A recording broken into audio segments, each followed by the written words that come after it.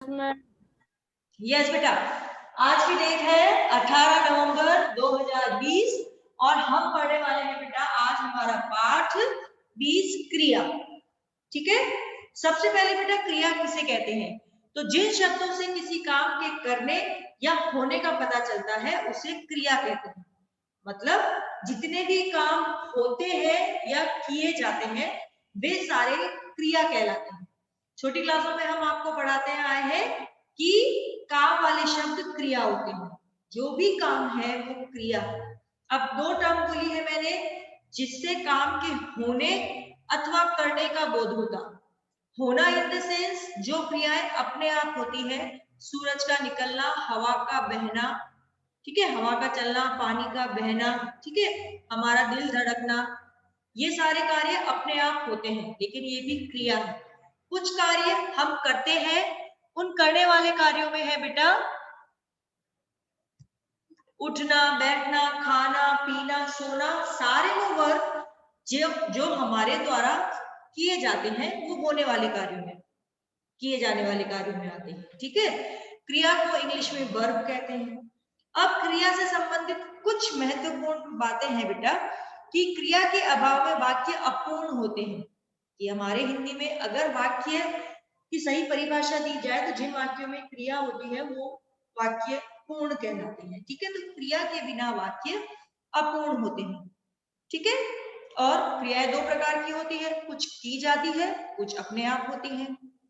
यदि वाक्य में कर्ता के साथ विभक्ति चिन्ह का प्रयोग नहीं किया गया हो तो क्रिया कर्ता के अनुसार होती है। जैसे माली फूल तोड़ता है और बच्चा रोता है। कर्ता बच्चा है तो रोता है, अगर कर्ता बच्ची हो जाती तो रोती। ठीक है, कि अगर विभक्ति चिन्ह ने नहीं है तो क्रिया सदैव कर्ता के अनुरूप निर्धारित होती है। और जिन वाक्यों में कर्ता के साथ विभक्ति चिन्ह का प्रयोग होता है, देखो देखो बेटा समझना, ठीक है, जैसे राम सोता है, ठीक है, यहाँ हमारे विभक्ति चिन्ह का प्रयोग नहीं है। विभक्ति चिन्ह समझते हो ना बेटा, कारक प्रसर्ग, कर्ता ने, कर्म को, करण से, तो ने, को, से, ये विभक्ति चिन्ह है। तो यहाँ कर्ता के साथ कोई विभक्ति चिन्ह नहीं है, तो जो हमारी क्रिया है वो राम के अकॉर्डिंग आई, राम सोता है। ठीक है, लेकिन जब कर्ता के साथ कारक चिन्ह का प्रयोग हो, मैंने यहाँ पर राम ने कर दिया, मैंने यहां पर राम ने कर दिया बेटा। ठीक है, तो क्योंकि यहाँ पर विभक्ति चिन्ह आया है तो अब जो हमारी क्रिया होगी वो कर्म के आधार पर होगी। ठीक है ना, तो राम ने चाय पी,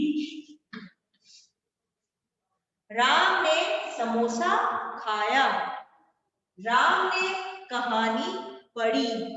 ठीक है, राम कहानी पढ़ता है, कहानी राम की कहानी इसलिए लिखे लेकिन राम के अकॉर्डिंग लगा, राम कहानी पढ़ता है, राम अखबार पढ़ता है, लेकिन राम ने कहानी पढ़ी, राम ने अखबार पढ़ा। तो जब विभक्ति चिन्ह का प्रयोग नहीं है तो क्रिया कर्ता के आधार पर है, और जब विभक्ति चिन्ह का प्रयोग है तो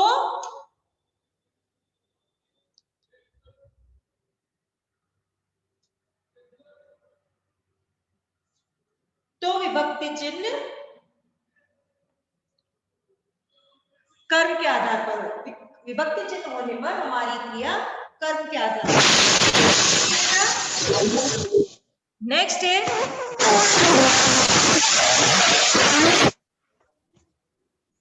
नेक्स्ट है क्रिया विकारी होती है, कर्ता के लिंग वचन के अनुसार इसके रूप बदलते हैं। हमारे शब्द दो प्रकार के होते हैं ना बेटा, विकारी और अविकारी, है ना। विकारी शब्द वे होते हैं जिनमें लिंग वचन परिवर्तन होते हैं। ठीक है, जैसे संज्ञा है तो लड़का लड़की, सर्वनाम है उसका उसकी, क्रिया है चेंज होती है गाता गाती, और विशेषण शब्द मोटा मोटी।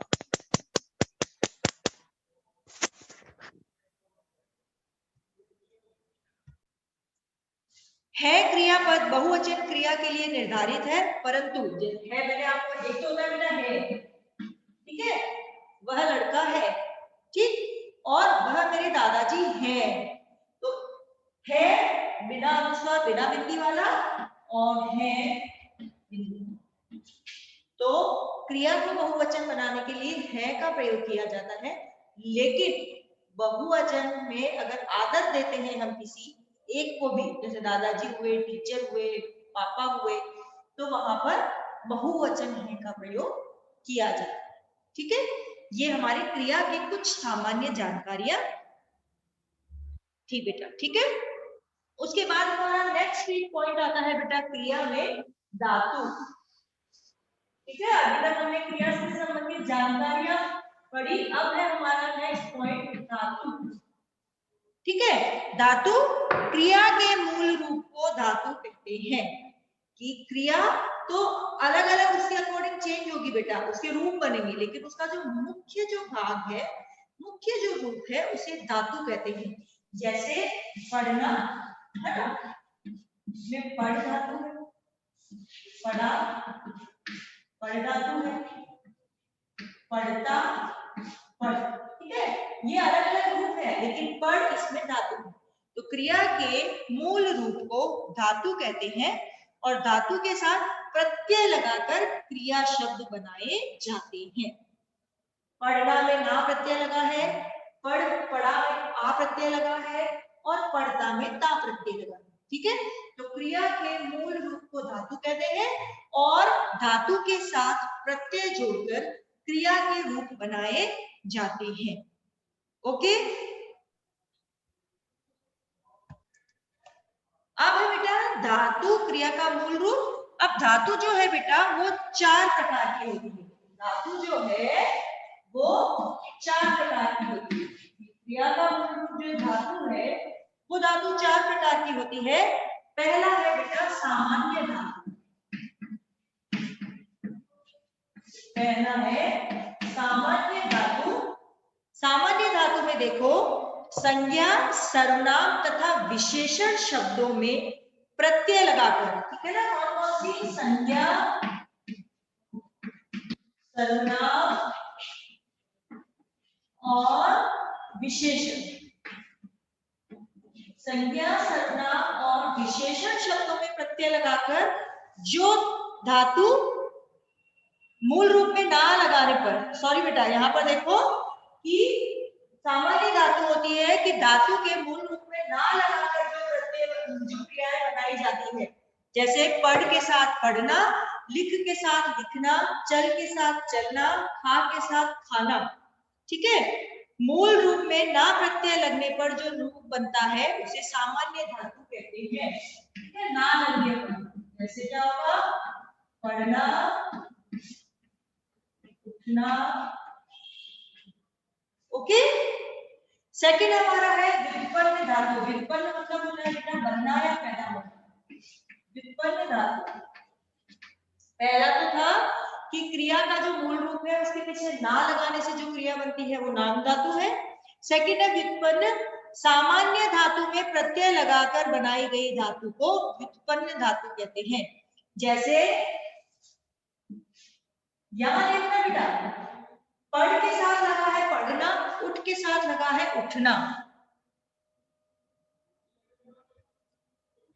है ना, लेकिन इसमें होगा सामान्य धातु में प्रत्यय लगाकर। तो जैसे यहां पर पढ़ना है ना, मैंने यहां पर लगाया पढ़वाना। ठीक है, ऐसे ही उठना से उठवाया, तो ये प्रत्यय लगे हैं सामान्य धातु में। मूल तो था पढ़, लेकिन पढ़वाना ये प्रत्यय लगाकर बना है, तो ये कौन सी है, व्युत्पन्न धातु। ठीक है, जैसे एक शब्द है, एक धातु हमारी दे। ओके, तो दे से देना बना, जो देना बना है बेटा वो तो है हमारा नाम धातु, लेकिन देना से होगा अगर दिलवाया,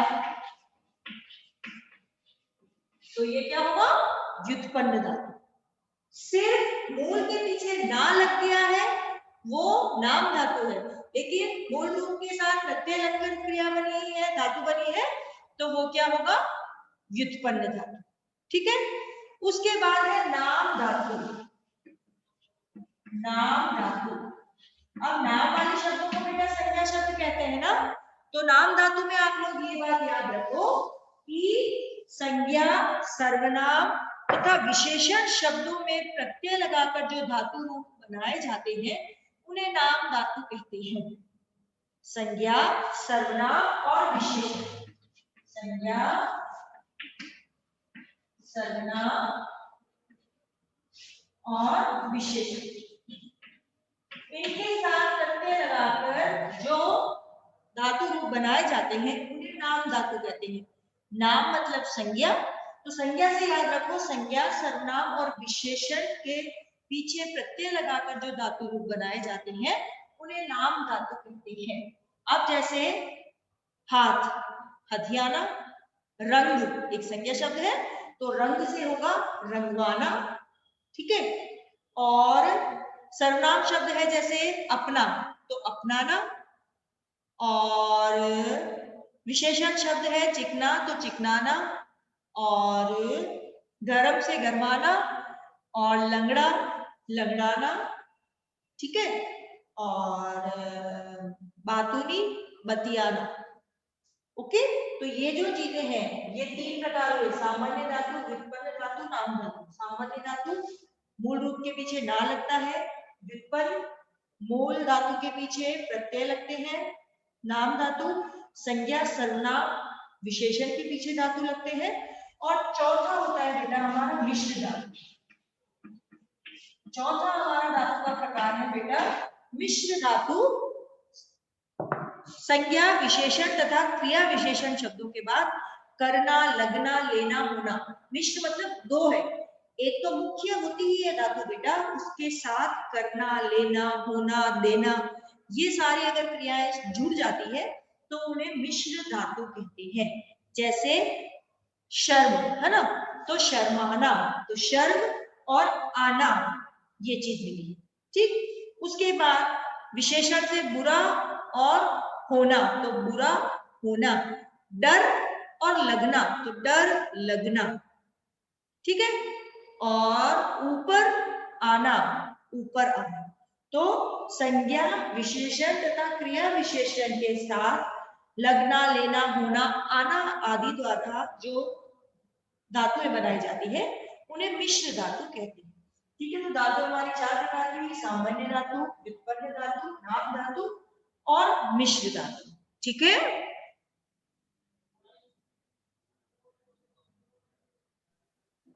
यस बेटा। सेकंड है हमारा क्रिया के भेद। ठीक है, क्रिया कितने प्रकार की होती है? ओके, तो क्रिया बेटा दो आधार पर क्रिया के भेद होते हैं। एक तो होता है कर्म के आधार पर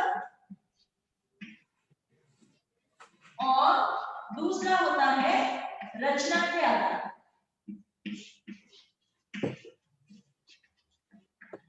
ठीक है, क्रिया के दो आधार पर भेद किए जाते हैं, कर्म के आधार पर और रचना के आधार पर। पहला है बेटा कर्म के आधार पर। कर्म के आधार पर क्रिया दो प्रकार की है, कर्म और अकर्म। माली इतने सारे भर दिए मैंने ना। वेट, कर्म के आधार पर क्रिया दो प्रकार की होती है बेटा, सकर्मक और अकर्मक। जिन क्रियाओं के साथ कर्म का उल्लेख नहीं किया जाता, जिन क्रियाओं को कर्म की अपेक्षा नहीं होती, वे अकर्मक क्रियाएं कहलाती हैं। ठीक है बेटा, म्यूट योरसेल्फ। यस, ठीक है ना। अकर्मक का मतलब ही ये है बेटा अ और कर्म, मतलब बिना कर्म के। अ मतलब बिना, तो जिन क्रियाओं में कर्म नहीं पाया जाएगा वो अकर्मक है। ठीक, जैसे चिड़िया उड़ती है, बादल बरसते हैं, हवा चलती है, ये सारी अकर्मक क्रियाएं हैं बेटा। ठीक है, बच्चा सो रहा है और बच्चा रो रहा है, लड़की हंस रही है, ये सारी क्या है बेटा, अकर्मक क्रियाएं हैं। ओके, और जिन वाक्यों में जिन क्रियाओं में कर्म पाया जाता है या जिन क्रियाओं को कर्म की अपेक्षा रहती है बेटा, उन क्रियाओं को सकर्मक क्रिया कहते हैं। जैसे बच्चा खाना खा रहा है, बच्चा अखबार पढ़ रहा है, अध्यापिका पाठ पढ़ा रही है, रोहन गिटार बजा रहा है। इसमें अखबार, गिटार, पाठ, खाना, ये सारा क्या है बेटा? कर्म है। ठीक है, कर्म कर्म वो होता है जिस पर क्रिया का प्रभाव पड़ता है। अब क्रिया सकर्मक है या अकर्मक, ये पता लगाने के लिए हमें किसको या क्या लगाकर, ठीक है, क्रिया से पहले किसको या क्या लगाकर यदि प्रश्न किया जाए और यदि इन दोनों का उत्तर मिले तो वह क्रिया सकर्मक है, और यदि उसका उत्तर नहीं मिले तो वो अकर्मक। राम खाना खा रहा है, क्या खा रहा है? खाना, सकर्मक। चिड़िया उड़ रही है, किसको लगाकर प्रश्न करो, उत्तर नहीं मिला, क्रिया अकर्मक। ठीक है, तो ये हमारा सकर्मक और अकर्मक। ठीक, उसके बाद जो बेटा सकर्मक क्रिया होती है, ये दो प्रकार की होती है, एक कर्मक और द्विकर्मक। ठीक है, अब एक कर्मक जिसमें एक कर्म पाया जाएगा और द्विकर्मक जिसमें दो कर्म पाए जाएंगे। ठीक, सबसे पहले क्रिया, क्रिया के दो भेद, दो प्रकार से भेद होते हैं, कर्म के आधार पर, रचना के आधार पर। कर्म के आधार पर क्रिया के दो भेद है, सकर्मक और अकर्मक। अकर्मक जिसमें कर्म नहीं होता है, सकर्मक जिसमें कर्म होता है। और कर्म के आधार पर सकर्मक जो क्रियाएं होती है वो दो प्रकार की होती है, एक कर्मक और द्विकर्मक। ठीक है बेटा, अब देखना, एक कर्मक वो क्रिया जिसमें एक कर्म होता है। मैंने आपको सेंटेंस बताया था, बच्चा खाना खा रहा है, बच्चा है, उसका एक कर्म है खाना। अध्यापिका पाठ पढ़ा रही है ना, तो क्या पढ़ा रही है? पाठ, तो वो एक कर्मक है। ओके, लेकिन मैं इसी सेंटेंस को चेंज कर दूं, अध्यापिका बच्चों को पाठ पढ़ा रही है, किसको पढ़ा रही है? किसको पढ़ा रही है? बच्चों को क्या पढ़ा रही है? पाठ पाठ। तो किसको का उत्तर भी मिल रहा है और क्या का उत्तर भी मिल रहा है, तो यहाँ जो क्रिया है वो क्या है बेटा? द्विकर्मक। ठीक है, द्विकर्मक, कि जिस क्रिया का प्रभाव एक कर्म पर पड़ता है वो एक कर्मक है, जिस क्रिया का प्रभाव दो कर्मों पर पड़ता है वो द्विकर्मक है। माँ खाना खिला रही है, एक कर्मक है। माँ बच्चे को खाना खिला रही है, द्विकर्मक है। क्या खिला रही है? खाना। किसको खिला रही है? बच्चे को। दोनों के उत्तर आ गए, क्या और किसको, तो ये क्या है बेटा? द्विकर्मक। द्विकर्मक। ठीक है, माली पौधों को पानी दे रहा है, एक कर्मक है, द्विकर्मक? माली किसको पानी दे रहा है? और मैम किसको दे रहा है? द्विकर्मक, पौधों को। क्या दे रहा क्या है? दे रहा है? पानी। पानी। क्या हो गया? पानी। द्विकर्मक। द्विकर्मक। ठीक है ना? Okay, yes yes ma'am. Ma'am. Yes ma'am. तो ये था हमारा बेटा यहां तक क्रिया का पाठ। हमने आज क्रिया की परिभाषा पढ़ी, धातु पढ़ा, क्रिया से संबंधित कुछ सामान्य जानकारियां पढ़ी, और क्रिया के भेद में कर्म के आधार पर भेद पढ़े, जिसमें हमने सकर्मक और अकर्मक पढ़ा, और सकर्मक में हमने एक कर्मक और द्विकर्मक पढ़ा। ओके बेटा? Yes ma'am.